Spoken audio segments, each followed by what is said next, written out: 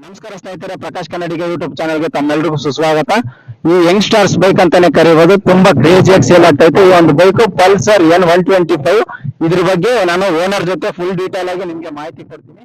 ಈಗ ನಮ್ ಜೊತೆ ಓನರ್ ಕೂಡ ಇದಾರೆ. ಇದ್ರ ಬಗ್ಗೆ ನೋಡ್ಬೋದು, ಬಾಡಿ ಫಿನಿಶ್ ಯಾವ ತರ ಕೊಟ್ಟಿದ್ದಾರೆ ಅಂತ ಹೇಳ್ಬಿಟ್ಟು ನನಗಂತೂ ಸಿಕ್ಕಾಪಟ್ಟೆ ಲೈಕ್ ಆಯ್ತು. ಇದ್ರ ಬಗ್ಗೆ ಫುಲ್ ಡೀಟೇಲ್ ಆಗಿ ಈ ಒಂದು ವಿಡಿಯೋದಲ್ಲಿ ನಿಮ್ಗೆ ತಿಳಿಸ್ತಾ ಹೋಗ್ತೀನಿ. ಇದ್ರದ್ದು ಪಾಸಿಟಿವ್ ಏನಿದೆ, ಸ್ಪೆಷಲ್ ಕಂಡೀಷನ್ ಏನಿದೆ, ಬ್ಯಾಡ್ ಕಂಡೀಷನ್ ಏನಿದೆ, ಲಾಂಗ್ ಡ್ರೈವ್ ಗೆ suitable, mileage suitable, outlook suitable, ಪ್ರತಿಯೊಂದು ಈ ಒಂದು ಮಾಹಿತಿನ ಈ ವಿಡಿಯೋದಲ್ಲಿ ತಿಳಿಸ್ತಾ ಹೋಗ್ತೀನಿ. ಓನರ್ ಕೂಡ ನಮ್ ಜೊತೆ ಇದ್ದಾರೆ, ನೋಡ್ತಾ ಇರ್ಬೋದು ಯಾವ ತರ ಬಾಡಿ ಫಿನಿಶ್ ಇದೆ ಅಂತ ಹೇಳ್ಬಿಟ್ಟು. ಪೆಟ್ರೋಲ್ ಕೆಪಾಸಿಟಿ ಬಂದ್ಬಿಟ್ಟು 9.5 ಲೀಟರ್ ಇದೆ. ಈಗ ಒಂದು ಗಾಡಿ 8 ತಿಂಗಳಿಂದ ತಗೊಂಡಿದ್ದಾರೆ. ಆ ಒಂದು ಓನರ್ ನ ಕರ್ಸ್ಬಿಟ್ಟು ಈಗ ಪ್ರತಿಯೊಂದು ಇನ್ಫಾರ್ಮೇಶನ್ ನಾನು ಕೇಳ್ತೀನಿ. ಓಕೆ, ಇವರು ಗಾಡಿ 8 ತಿಂಗಳಿಂದ ತಗೊಂಡಿದ್ದಾರೆ. ಇವಾಗ ನಾನು ವಿಡಿಯೋ ಅಪ್ಲೋಡ್ ಮಾಡಿದ್ದೀನಿ. ಆ ಒಂದು ಡೇ ಇಂದ 8 ತಿಂಗಳಿಂದ ಗಾಡಿ ತಗೊಂಡಿದ್ದಾರೆ. ಈ ಗಾಡಿ ಕಂಡೀಷನ್ ಬಗ್ಗೆ, on road price, mileage, tank capacity, ಇದ್ರ ಗಾಡಿ ಕಂಡೀಷನ್, ಸರ್ವಿಸ್ ಎಷ್ಟು ತಿಂಗಳಿಗೆ ಅಂದ್ರೆ ಎಷ್ಟು ಕಿಲೋಮೀಟರ್ ಸರ್ವಿಸ್ ಮಾಡಿಸೋದು, ಪ್ರತಿಯೊಂದು ಇನ್ಫಾರ್ಮೇಶನ್ ಕೂಡ ನಾನು ಇವಾಗ ಕೊಡ್ತೀನಿ. ಓಕೆ ಬ್ರದರ್, ನಮಸ್ಕಾರ. ಗಾಡಿ ಆನ್ ರೋಡ್ ಪ್ರೈಸ್ ಎಷ್ಟಿದೆ? ನಾನ್ ತಗೊಳ್ಬೇಕಾದ್ರೆ 1,28,000 ಇತ್ತು ಸರ್. ಈಗ 1,36,000 ಇದೆ ಅಂತ ಹೇಳ್ತಿದ್ದಾರೆ. ಓಕೆ, ಈ ಒಂದು ಗಾಡಿ ನಿಮ್ಗೆ ಇದು ಯಾರಾದ್ರೂ ರೆಫರ್ ಮಾಡಿದ್ರ ಅಥವಾ ಈ ಗಾಡಿಗೋಸ್ಕರ ವೇಟ್ ಮಾಡಿದ್ರ ಅಥವಾ ಈ ಗಾಡಿ ಬಗ್ಗೆ ಇನ್ಫಾರ್ಮೇಶನ್ ಕಲೆಕ್ಟ್ ಮಾಡ್ಕೊಂಡು ಇದೇ ಗಾಡಿ ತಗೋಬೇಕೇನಾದ್ರೂ ತಗೊಂಡ್ರ ಅಥವಾ ಯಾರಾದ್ರೂ ಸಜೆಸ್ಟ್ ಮಾಡಿದ್ರ? ಇಲ್ಲ ಬ್ರದರ್, ಯಾರು ಸಜೆಸ್ಟ್ ಮಾಡಿಲ್ಲ. ನಾನು ಸ್ಪೆಂಡರ್ ತಗೊಳ್ಬೇಕಂತ ಇದ್ದೆ ಮುಂಚೆ. ತಿರ್ಗಿ ಅದೇ ಟೈಮಲ್ಲಿ ಈ ಗಾಡಿನೂ ಬಂತು. ಇದ್ರ ಬಗ್ಗೆ ಸ್ವಲ್ಪ ಇನ್ಫಾರ್ಮೇಶನ್ ಕಲೆಕ್ಟ್ ಮಾಡ್ಕೊಂಡು ಆಮೇಲೆ ಇದನ್ನ ತಗೊಂಡೆ. ಓಕೆ, ಇದು ಇವಾಗ ಆಫ್ ರೋಡ್ಗೆ ಈ ಸೂಟಬಲ್. ಆಫ್ ರೋಡ್ ಏನಾದ್ರು ರೈಡ್ ಮಾಡ್ತೀನಿ ಅಂದ್ರೆ, ಈಗ ಎಕ್ಸಾಂಪಲ್ ಎಲ್ಲಾದ್ರೂ ಆಫ್ ರೋಡ್ ಅಂದ್ರೆ ಗೊತ್ತಲ್ವಾ, ಆಫ್ ರೋಡ್ ಎಲ್ಲಾದ್ರೂ ಹೋಗ್ತೀನಿ ಅಂದ್ರೆ ಆಫ್ ರೋಡ್ಗೆ ಇದು ಸೂಟಬಲ್, ಪರ್ಫೆಕ್ಟ್ ಆಗಿ ಸೂಟ್ ಆಗುತ್ತೆ. ಹೌದಾ? ಓಕೆ, ಈ ಒಂದು ಬೈಕ್ ಇದು ಮೈಲೇಜ್ ಬಂದ್ಬಿಟ್ಟು ಎಷ್ಟು ಕೊಡುತ್ತೆ? 1 ಲೀಟರ್ಗೆ ಮೈಲೇಜ್ ಎಷ್ಟು ಕೊಡುತ್ತೆ? ಇದು 1 ಲೀಟರ್ ಮೈಲೇಜ್ ಅಂದ್ರೆ ಬೆಂಗಳೂರು ಲೋಕಲ್ ಅಲ್ಲಾದ್ರೆ 50ರಿಂದ 60 ಕೊಡುತ್ತೆ. ಲಾಂಗ್ ಹೋದ್ರೆ 65 ಅಂತೂ ಮಿನಿಮಮ್ ಕೊಡುತ್ತೆ. ಇದು ಪಕ್ಕಾನಾ? ಓಕೆ, ಯಾಕಂದ್ರೆ ಇದು ತುಂಬಾ ಜನಕ್ಕೆ ಮಾಹಿತಿ ಕೊಡ್ತಾ ಇದೀವಿ, ಯಾಕಂದ್ರೆ ಕರೆಕ್ಟ್ ಇನ್ಫಾರ್ಮೇಶನ್ ಕೊಡಬೇಕು. ಈ ಒಂದು ಬೈಕ್ ಬಂದ್ಬಿಟ್ಟು ಸಿಟಿಲಿ ಆದ್ರೆ 50ರಿಂದ 60 ಕಿಲೋಮೀಟರ್ ಕೊಡುತ್ತೆ. ನೀವೇನಾದ್ರೂ ಲಾಂಗ್ ಡ್ರೈವ್ ಹೊರಗಡೆ ಹೋಗ್ತೀನಿ ಅಂದ್ರೆ 60ರಿಂದ 65 ಕೊಡುತ್ತೆ. ಆನ್ ರೋಡ್ ಪ್ರೈಸ್ ತಿಳ್ಕೊಂಡಾಯ್ತು, ಮತ್ತೆ ಮೈಲೇಜ್ ತಿಳ್ಕೊಂಡಾಯ್ತು. ಓಕೆ, ಇನ್ನು ಈ ಗಾಡಿ ಕಂಡೀಷನ್ ಬಗ್ಗೆ ತಿಳ್ಕೊಳ್ಳೋಣ.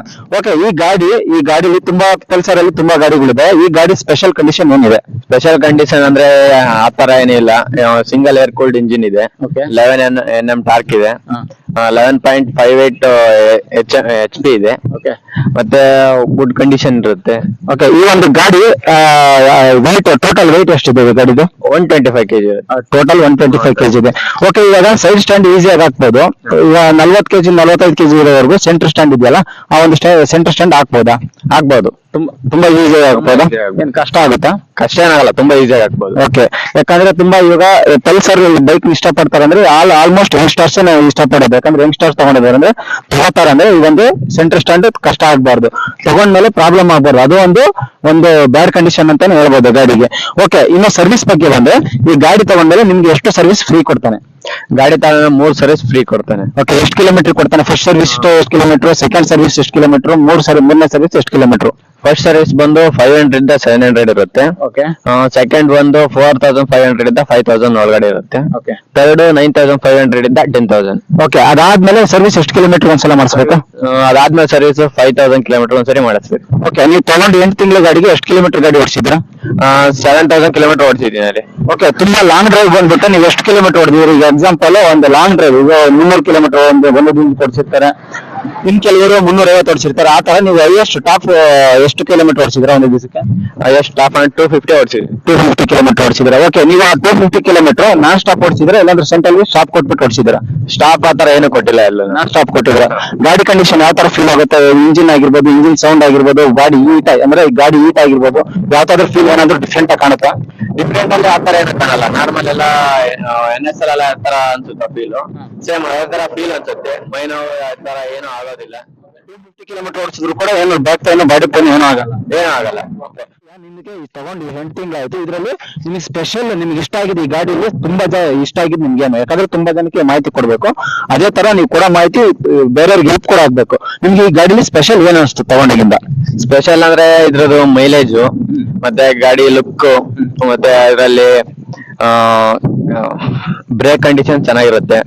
ಎಷ್ಟೇ ಸ್ಪೀಡ್ ಅಲ್ಲ ಅವರು ಬೇಗ ಕಂಟ್ರೋಲ್ ಮಾಡಬಹುದು. ಮತ್ತೆ ಇದರಲ್ಲಿ ABS ಅಂತ ಕೊಟ್ಟಿಲ್ಲ, ಅದೊಂದು ಕೊಟ್ಟಿದ್ರೆ ಚೆನ್ನಾಗಿರೋದು. ಆದ್ರೆ ಅದೊಂದು ಕೊಟ್ಟಿಲ್ಲ. ನಾವು ಕೊಟ್ಟಿರೋ ಅಮೌಂಟಿಗೆ ಸರಿಯಾಗಿ ಕೊಟ್ಟಿದ್ದಾನೆ ಗಾಡಿನ, ಅದರಲ್ಲೇನ್ ಬೇಜಾರಿಲ್ಲ. ಒಳ್ಳೆ ಕಂಡೀಷನ್ ಗಾಡಿ, ಗುಡ್ ಕಂಡೀಷನ್ ಇರುತ್ತೆ. ಸೈಲೆನ್ಸರ್ ಬಂದು ಕೆಳಗಡೆ ಇದೆ, ಒಳ್ಳೆ ಗ್ರೌಂಡ್ ಕ್ಲಿಯರೆನ್ಸ್ ಸಮೇತ ಇದೆ ಇದರಲ್ಲಿ. NS ಇದಕ್ಕೂ ತುಂಬಾ ವ್ಯತ್ಯಾಸ ಇದೆ. ಹೈಟ್ ಚೆನ್ನಾಗಿದೆ, ಗ್ರೌಂಡ್ ಕ್ಲಿಯರೆನ್ಸ್ ಬಂದು ಬಹಳ ಹೈಟ್ ಇದೆ. ನೋಡ್ತಾ ಇದ್ದೀರಾ ನೀವೇ ಯಾವ ತರ ಇದೆ ಅಂತ. ಓಕೆ, ನೀವ್ ಹೇಳ್ತಾ ಇರೋದು ಫಾರ್ ಎಕ್ಸಾಂಪಲ್ ಹಂಪ್ ಏನಾದ್ರು ಇತ್ತಂದ್ರೆ ಹಂಪು ಮಿನಿಮಮ್ 1 ಫೀಟ್ ಇದ್ರು ಇದಕ್ಕೆ ಇಂಜಿನ್ ಟಚ್ ಆಗಲ್ಲ ಅಂತ ಹೇಳ್ತಾ ಇದ್ದಾರೆ. ಇಲ್ಲ, ಟಚ್ ಆಗಲ್ಲ, ಅದೇ ಕಾರಣಕ್ಕೂ ಟಚ್ ಆಗಲ್ಲ. 1 ಫೀಟ್ ಇದ್ರು ಗಾಡಿ ಹೈಟ್ ತುಂಬಾ ಇದೆ. ಇಂಜಿನ್ ಕೆಳಗಡೆ ಇದೆ ಅಂತ ಯಾವ ತರ ಬೇಜಾರ್ ಮಾಡ್ಕೊಳ್ಬೇಡಿ. ಎಂತ ಮಳೆ ಬಂದ್ರು ನೀರು ಇದ್ರೊಳಗಡೆ ಹೋದ್ರು ಇಂಜಿನ್ಗೆ ಯಾವುದೇ ತರದ ಎಫೆಕ್ಟ್ ಆಗಲ್ಲ. ಯಾಕಂದ್ರೆ ಕೆಳಗಡೆ ಒಂದು ಸಣ್ಣ ಹೋಲ್ ಕೊಟ್ಟಿದ್ದಾರೆ, ನೀರು ಒಳಗಡೆ ಹೋದ್ರು ಹೊರಗಡೆ ಬಂದೇ ಬರುತ್ತೆ. ಅದಕ್ಕೋಸ್ಕರ ಇದೊಂಥರ ಬೆಸ್ಟ್ ಬೈಕ್ ಅಂತ ಹೇಳ್ಬೋದು ನಾವು. ಈ ಗಾಡಿಲಿ ಎಕ್ಸ್ಟ್ರಾ ಹಾಕ್ಸೋವಂಥದ್ದು ಏನಂದ್ರೆ ತಗೊಂಡಾಗ ಅವರು ಎಲ್ಲಾ ತರದ್ದು ಮಾಡ್ಕೊಡ್ತಾರೆ ಕಂಪ್ನಿ ಕಡೆಯಿಂದಾನೆ, ಶೋರೂಮ್ ಕಡೆಯಿಂದ. ಮಿರರ್ ಒಂದು ಹಾಕ್ಸಿದ್ದೆ ನಾನು, ಬಿಟ್ರೆ ಇನ್ನೇನು ಹೆಲ್ಮೆಟ್ ಅಂತ ತಗೊಂಡಿದ್ದೀನಿ. ಮತ್ತೆ ರೈನ್ ಕೋಟ್, ಅವು ಗ್ಲೌಸ್, ತಿರ್ಗಾ ಜಾಕೆಟ್ಸ್ ಅವನ್ನೆಲ್ಲ ನಾವೇ ತಗೊಳ್ಬೇಕಾಗುತ್ತೆ. ಅವ್ರೇನು ಗಾಡಿ ಒಂದು ನಂಬರ್ ಪ್ಲೇಟು ಈ ತರದೆಲ್ಲ ನೋಡ್ಕೊಳ್ತಾರೆ ಅವರು. ಹೆಲ್ಮೆಟ್ ಸಮೇತ ನಾವೇ ತಗೊಳ್ಬೇಕಾಗತ್ತೆ. ಈ ಗಾಡಿದು ಪ್ರಿಂಟ್ ಡೂಮ್ ಬಂದ್ಬಿಟ್ಟು ಸೇಮ್ ಡ್ಯೂಕ್ ತರ ಬಂದಿದೆ, ಇದು KTM ಡ್ಯೂಕ್ ತರ. ಇನ್ನು ಬ್ರೇಕ್ ವಿಷಯಕ್ಕೆ ಬಂದ್ರೆ ಫ್ರಂಟ್ ಡಿಸ್ಕ್ ಕೊಟ್ಟಿದ್ದಾನೆ, ಬ್ಯಾಕ್ ಡ್ರಮ್ ಬ್ರೇಕ್ ಕೊಟ್ಟಿದ್ದಾನೆ. ನೋಡ್ತಾ ಇರ್ಬೋದು ಯಾವ ತರ ಇದೆ ಅಂತ. ಮತ್ತೆ ಸೈಡ್ ಅಲ್ಲಿ ನೋಡಿದ್ರೆ ಲುಕ್ ಸಖತ್ತಾಗಿದೆ. N125 ಅಂತಾನು ಸೈಡ್ ಅಲ್ಲಿ ಕೊಟ್ಟಿದ್ದಾನೆ ಈಗ ಇಲ್ಲಿ. ಇದು ನೋಡ್ತಿದ್ದಂಗೆ ಇಷ್ಟ ಆಯ್ತು, ಅದಕ್ಕೋಸ್ಕರ ತಗೊಂಡೆ ನಾನು. ಈ ಗಾಡಿಗೆ ಹೆಡ್ಲೈಟ್ ಬಂದ್ಬಿಟ್ಟು LED ಲೈಟ್ ಕೊಟ್ಟಿದ್ದಾನೆ. ಇದರಲ್ಲಿ ಡಿಮ್ ಅಂಡ್ ಡಿಪ್ ಸಮೇತ ಕೊಟ್ಟಿದ್ದಾನೆ. ನಾವ್ ಯಾವ ತರ ಬೇಕೋ ಆ ತರ ಹಾಕೊಬಹುದು, ನೋಡ್ತಾ ಇದ್ದೀರಾ. ಮತ್ತೆ ಸೈಡ್ ಇಂಡಿಕೇಟರ್ ಬಂದು ಸಿಂಗಲ್ ಸೈಡ್ ಕೊಟ್ಟಿದ್ದಾರೆ, ಡಬಲ್ ಸೈಡ್ ಕೊಡ್ತಾ ಇಲ್ಲ, ನೋಡ್ತಾ ಇದ್ದೀರಾ. ಈ ತರ right and write, left and left ತರ ಹಾಕೊಬಹುದು. ಇದರಲ್ಲಿ ಸೆಲ್ಫ್ ಬಂದ್ಬಿಟ್ಟು ಸ್ಮೂತ್ ಸೆಲ್ಫ್ ಇದೆ ಇದರಲ್ಲಿ. ಮತ್ತೆ ಮತ್ತೆ ಲಾಂಗ್ ಹೋದಾಗ ಏನಾದ್ರು ಪ್ರಾಬ್ಲಮ್ ಆಯ್ತು ಅಂದ್ರು ಸ್ಟಾರ್ಟ್ ಮಾಡಿ ಕಿಕ್ಕರ್ ಸಮೇತ ಕೊಟ್ಟಿದ್ದಾನೆ, ನೋಡ್ತಾ ಇದ್ದೀರಾ. ಈ ಕಿಕ್ಕರ್ ಅಲ್ಲಿ ಈಗ ಹೊಡಿತಾ ಇರ್ತೀವಿ, ತೊಡೆದಾಗ ಇಲ್ಲಿ ತಗಲುತ್ತೆ, ಹಂಗೆ ಸ್ಟಾರ್ಟ್ ಮಾಡಕ್ ಬರಲ್ಲ. ಆ ಟೈಮಲ್ಲಿ ಇದನ್ನ ಕ್ಲೋಸ್ ಮಾಡಿ ಸ್ಟಾರ್ಟ್ ಮಾಡ್ಬೇಕಾಗತ್ತೆ. ನೋಡಿ, ಈ ತರ ಸ್ಟಾರ್ಟ್ ಮಾಡ್ಬೇಕಾಗತ್ತೆ. ಇದೊಂದೇ ಇರೋದು. ನೀವೇನಾದ್ರು ಗಾಡಿ ತಗೊಳ್ಬೇಕಂದ್ರೆ ನಾನ್ ಸಜೆಸ್ಟ್ ಮಾಡ್ತಾ ಇದ್ದೀನಿ, ತಗೊಳ್ಳಿ. ತುಂಬಾ ಚೆನ್ನಾಗಿದೆ, ಒಳ್ಳೆ ಕಂಡೀಷನ್ ಇದೆ, ಒಳ್ಳೆ ಕಂಪ್ನಿ, ಚೆನ್ನಾಗಿರುತ್ತೆ.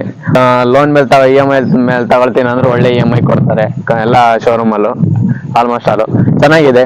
ಒಳ್ಳೆ ಈಗ ಪ್ರೈಸ್ ನಮ್ಗೆ ಎಟ್ಕಂತ ಇದ್ರಲ್ಲೇ ಇದೆ, ನೋಡ್ತಾ ಇದ್ದೀರಾ. ಫ್ಯೂಯಲ್ ತೋರಿಸ್ತಾ ಇದ್ದಾರೆ, ಓಡೋ ಮೀಟರ್ ಇದೆ, ಮತ್ತೆ ಕಿಲೋಮೀಟರ್ ತೋರಿಸ್ತಾ ಇದ್ದಾರೆ, ಮತ್ತೆ ಗೇರು ನ್ಯೂಟ್ರಲ್ ಆಗಿದೆ ಇಲ್ವಾ ಅಂತ ತೋರಿಸ್ತಿದೆ. ಮತ್ತೆ ಇದು ಬ್ಯಾಟ್ರಿ ಪಿಕಪ್ ಇಂದು ಇಲ್ಲಿ ನೋಡ್ತಾರೆ. ಇಲ್ಲಿ ಸೈಡ್ ಇಂಡಿಕೇಟರ್ ತೋರಿಸ್ತಾರೆ, ಓಕೆನಾ. ಮತ್ತೆ ಇಲ್ಲಿ ಲೈಟ್ ಡಿಮ್ ಅಂಡ್ ಡಿಪ್ ತೋರಿಸ್ತಾ ಇರ್ತಾರೆ. ಈ ಒಂದು ಗಾಡಿಲಿ ಈ ತರ ಡಿಸ್ಪ್ಲೇ ಕಂಡೀಷನ್ ಇದೆ, ಚೆನ್ನಾಗಿದೆ ಡಿಸ್ಪ್ಲೇ ಕಂಡೀಷನ್. ಈ ಮಾಡಲ್ ಅಲ್ಲಿ ಬ್ಲೂಟೂತ್ ಇರೋದೇ ಸಿಗುತ್ತೆ. ಇದರಲ್ಲಿ ಬ್ಲೂಟೂತ್ ಇರೋದು ಆವಾಗ 4,000 ಎಕ್ಸ್ಟ್ರಾ ಕೊಡ್ಬೇಕು. ಸುಮ್ನೆ ಅದಕ್ಕೆ ಯಾಕೆ 4,000 ಎಕ್ಸ್ಟ್ರಾ ಕೊಡೋದು. ಮತ್ತೆ ಅದರಲ್ಲಿ ಬ್ಲೂಟೂತ್ ಇರೋದು ತಗೊಂಡ್ರೆ ಮತ್ತೆ ಬ್ಯಾಟ್ರಿ ಕೂಲ್ ಆಗುತ್ತೆ, ಸ್ಟಾರ್ಟ್ ಆಗಲ್ಲ. ಹಾಗಾಗಿ ಈ ತರದ್ ತಗೊಂಡೆ. ಮತ್ತೆ USB ಸಮೇತ ಇದೆ ಇದರಲ್ಲಿ, ಚಾರ್ಜಿಂಗ್ USB ಸಮೇತ ಇದೆ, ಇಟ್ಕೊಬಹುದು ಆರಾಮಾಗಿ ಚಾರ್ಜಿಂಗ್ USB. ಇದು ಇನ್ಬಿಲ್ಟ್ ಆಗಿ ಬಂದಿದೆ, USB ಇದೆ, ಚೆನ್ನಾಗಿದೆ, ಒಳ್ಳೆ ಫಾಸ್ಟ್ ಚಾರ್ಜಿಂಗ್ ಇದೆ ಇದ್ರಲ್ಲೂ. ನನ್ಗಂತೂ ಸಖತ್ ಇಷ್ಟ ಆಯ್ತು. ಕಣ್ ಮುಚ್ಕೊಂಡ್ ತಗೋಬಹುದು. ಪಲ್ಸರ್ ಅಲ್ಲ ಅಂದ್ರೆ ಅದು ಒಳ್ಳೆ ನಂಬಿಕೆ ಇದೆ, ಒಳ್ಳೆ ಸೇಲ್ಸ್ ಇದೆ, ಒಳ್ಳೆ ಗುಡ್ ಗಾಡಿಗಳು ಕೊಡ್ತಾ ಇದೆ ಕಂಪ್ನಿ. ಹಾಗಾಗಿ ಕಣ್ ಮುಚ್ಕೊಂಡು ತಗೊಳ್ಬೇಕು ಗಾಡಿನ, ಯಾವ್ದೇ ತರದ್ದು ಎಫೆಕ್ಟ್ ಇರಲ್ಲ ಗಾಡಿಲಿ. ಚೆನ್ನಾಗಿದೆ ಗಾಡಿ, ತಗೋಬಹುದು. ಈ ಗಾಡಿ ಬಂದು ನಾನು ಬೆಂಗಳೂರು ಯಲಹಂಕದಲ್ಲಿ ಓಲ್ಡ್ ಟೌನ್ ಹತ್ರ ತಗೊಂಡಿದ್ದೀನಿ, ಕಲ್ಯಾಣಿ ಬಜಾಜ್ ಶೋರೂಮ್ ಅಂತ. ಅಲ್ಲಿ ಸೇಲ್ಸ್ ಮ್ಯಾನೇಜರ್ಸ್ ಎಲ್ಲ ಚೆನ್ನಾಗಿ ಹೆಲ್ಪ್ ಮಾಡಿದ್ದಾರೆ, ಒಳ್ಳೆ ಬ್ರದರ್ ತರ ಟ್ರೀಟ್ ಮಾಡಿದ್ದಾರೆ ನನ್ನನ್ನ. ಹಾಗಾಗಿ ಅವ್ರಿಗೊಂದು ಬಿಗ್ ಥ್ಯಾಂಕ್ಸ್. ಓನರ್ ಇಷ್ಟು ಮಾಹಿತಿ ಕೊಟ್ಟಿದ್ದಾರೆ. ಓಕೆ, ಇದೆಲ್ಲ ಗುಡ್ ಕಂಡೀಷನ್ ಆಯ್ತು. ಇನ್ನು ಗಾಡಿ ಬ್ಯಾಡ್ ಕಂಡೀಷನ್ ಬಗ್ಗೆ ನಾನು ಇವಾಗ ತಿಳಿಸ್ಕೊಡ್ತೀನಿ. ಈ ಗಾಡಿ ಬ್ಯಾಡ್ ಕಂಡೀಷನ್ ಅಂದ್ರೆ ಇವಾಗ ತಗೊಂಡ್ಮೇಲೆ ಇದು ನಾವು ಕೊಟ್ಟಿರೋ ಬಡ್ಜೆಟ್ ಗೆ ಇರ್ಬೇಕಿತ್ತು, ಇದು ಈ ತರ ಇರಬಾರ್ದಿತ್ತು, ಆ ತರ ಏನಾದ್ರು ಬ್ಯಾಡ್ ಕಂಡೀಷನ್ ಅಂದ್ರೆ ಏನಾದ್ರು ಬ್ಯಾಡ್ ಒಪಿನಿಯನ್ಗಳು ಇದಾವ ಅಂತ ಹೇಳ್ಬಿಟ್ಟು ಒಂದು ತಿಳ್ಕೊಳ್ಳೋಣ. ಓಕೆ, ನಿಮ್ಗೆ ಈ ತರ ಯಾವ್ದಾದ್ರು ಫೀಲ್ ಆಗಿದೆಯಾ? ಈ ಗಾಡಿನ ಕೊಟ್ಟಿರೋ ರೇಟ್ಗೆ ಇದನ್ನು ಕೊಡ್ಬೋದಿತ್ತು, ಪ್ಲಸ್ ಇದು ತಗೊಂಡ್ಮೇಲೆ ಏನಾದ್ರು ಬ್ಯಾಡ್ ಫೀಲ್ ಆಗಿದೆಯಾ ನಿಮ್ಗೆ? ಒಂದು ABS ಒಂದು ಕೊಡ್ಬೇಕಾಯ್ತು ಅನ್ಸಿತ್ತು, ಅದೊಂದು. ಮತ್ತೆ ಟ್ಯಾಂಕ್ ಸ್ವಲ್ಪ ಮುಂದೆ ಜಾಸ್ತಿ ಆಯ್ತು, ಸ್ವಲ್ಪ ಹಿಂದೆ ಕೊಟ್ಟಿದ್ರೆ ಚೆನ್ನಾಗಿರೋದು. ಇವೆರಡೇ, ಬಿಟ್ರೆ ಇನ್ನೇನು ಪ್ರಾಬ್ಲಮ್ ಇಲ್ಲ ನಂಗೆ. ನಾನು ಹಾಕ್ಸ್ಕೊಂಡಿರೋದು ಈ ಮಿರರ್ ಮಿನಿಮಮ್ ಒಂದು 500 ರೂಪಾಯಿ ಆಗುತ್ತೆ ಅಷ್ಟೇ ಆನ್ಲೈನ್. 125 ಗಾಡಿಗೆ ಯಾವ ಮಿರರ್ ಕೊಡೋದೇ ಇಲ್ವಾ ಅಥವಾ ಕೇಳಿಲ್ವಾ? ಮಿರರ್ ಕೊಡ್ತಾರೆ, ಕೊಟ್ರೆ ಅದು ನಾರ್ಮಲ್ ಇರೋ ತರ ಕೊಡ್ತಾರೆ. ಮಿರರ್ ಇದ್ರೆ ಒಂಥರ ಲುಕ್ ಅಷ್ಟೊಂದು ಚೆನ್ನಾಗಿ ಕಾಣಲ್ಲ ಅನ್ಸುತ್ತೆ. ಓಕೆ, ನೀವು ಚೇಂಜ್ ಮಾಡಿಸ್ಕೊಂಡಿದ್ದೀರಾ? ಓಕೆ, ಅದಾದ್ಮೇಲೆ ಈಗ ಈ ಒಂದು ಬೈಕ್ ಈಗ ಇಂಜಿನ್ ಆಯಿಲ್ ಕೆಪಾಸಿಟಿ ತಿಳ್ಕೊಬೇಕು, ಮತ್ತೆ ಎಷ್ಟು ಸಿ ಸಿ ಗಾಡಿ ಇದು, ಮತ್ತೆ ನೀವು ಎಷ್ಟು ಸರ್ವಿಸ್ ಆದ್ಮೇಲೆ ಎಷ್ಟು ಸಲ ಒಂದ್ಸಲ ಎಷ್ಟು ಲೀಟರ್ ಆಯಿಲ್ ಚೇಂಜ್ ಮಾಡ್ತೀರಾ? ನಾವು ಇದು ಆಯಿಲ್ ಕೆಪಾಸಿಟಿ ಬಂದು ಒಂದ್ ಲೀಟರ್ ಇರುತ್ತೆ. ನಾನು 5,000 ಕಿಲೋಮೀಟರ್ ಒಂದ್ಸರಿ ಚೇಂಜ್ ಮಾಡಿಸ್ತಾ ಇರ್ತೀನಿ ಸರ್ವಿಸ್ ಹೋದಾಗೆಲ್ಲ. ಮತ್ತೆ ಇದರಲ್ಲಿ ಆಯಿಲ್ ಸ್ಪ್ರೇ ಅವನ್ನೆಲ್ಲ ಹೊಡಿತಾ ಇರ್ಬೇಕು. ಓಕೆ, ಎಲ್ಲಾ ತರದ್ದು ಇರುತ್ತೆ ಶೋರೂಮ್. ಓಕೆ, ಈಗ ಇಂಜಿನ್ ಸಿ ಸಿ ಎಷ್ಟಿದೆ?